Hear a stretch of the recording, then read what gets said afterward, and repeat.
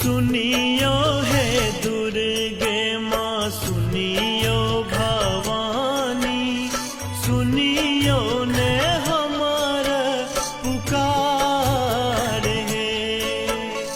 सुनियो हे दुर्गे माँ, सुनियो भवानी, सुनियो ने हमारा पुकार है। घुरी घर हम नहीं जायब जननी, खोलियो ने अपन के बार है।